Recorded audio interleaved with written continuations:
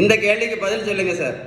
இந்த உலகத்தில் சரியா சுகருக்கும் ப்ரெஷருக்கும் மாத்திரை மட்டும் போட்டதுனால யாருக்கா சரியா இருக்கா? சொல்லுங்களேன், யாருக்கா சரியா இருக்கா?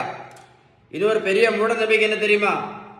நம்ம ரைஸ் சாப்பிட்றதுனால தான் சுகருக்கு மாத்திரை போட்டுட்டு இருக்கோம், ரைஸ் சாப்பிட்றதுனால தான் வெயிட் ரொம்ப ஜாஸ்தியாக இருக்கும் அப்படின்னு ஒரு மூட நம்பிக்கை இருக்கு. அப்படி தானே?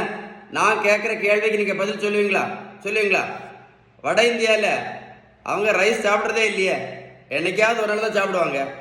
வட இந்தியாவில் எத்தனை பேர் சுகருக்கு மாத்திரை சாப்பிட்டுட்டு இருக்காங்க? வட இந்தியாவில் எத்தனை பேர் இன்சுலின் போட்டுட்டு இருக்காங்க? இன்னொரு பெரிய மூட நம்பிக்கை என்ன தெரியுமா?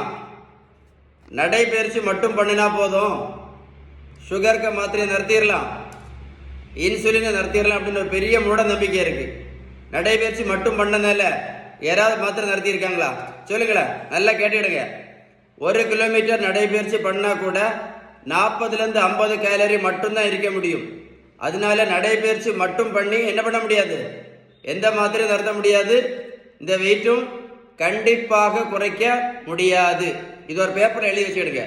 இன்னொரு பெரிய மூட நம்பிக்கை, ஆவாரம்பூ, கிரீன் டீ, வெந்தயம், அப்புறம் வேற என்னது, கருவேப்பிலை, கரிஞ்சீரகம், வெந்தயம், கிரீன் டீ, இது என்னது, நெல்லிக்காய் ஜூஸு, நாவல் பழம், ஆவாரம்பூ, கிரீன் டீ, இதெல்லாமே நல்லது தான்.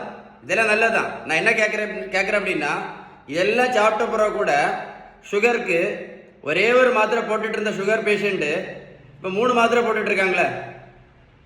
சுகருக்கு 3 மாத்திரை போட்டுட்டு இருந்த பேஷண்ட்டு இப்போ இன்சுலினும் போட்டுட்டு இருக்காங்களே.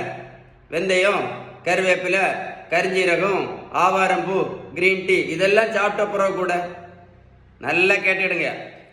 நீங்கள் மருத்துவத்தில் உள்ள எந்த புத்தகத்தோட படித்து பாருங்க, சுகர், ப்ரெஷர், கெட்ட கொலஸ்ட்ரால், உடல் பருமன், இந்த 4க்குமே அவங்க சொல்லக்கூடிய first treatment and the best treatment என்னன்னா பேலன்ஸ்டு டயட் மட்டும்தான். பேலன்ஸ்டு மட்டும்தான். அடுத்தது நல்ல உடல் உழைப்பு, அடுத்தது நல்ல தூக்கம், கடைசி தான் என்னது, கடைசி தான் மாத்திரையும் இன்சுலினும்.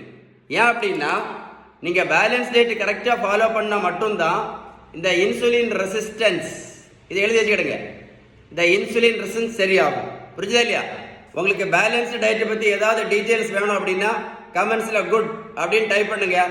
வீடியோ சேவ் பண்ணி வைங்க, சேவ் பண்ணி வச்சு ஒரு கூட போட்டு கேளுங்க. இந்த வீடியோ லைக் பண்ணி ஷேர் பண்ணுங்க, நிறைய பேருக்கு யூஸ்ஃபுல்லாக இருக்கும். ஷேர் பண்ணுங்க, ஓகேவா?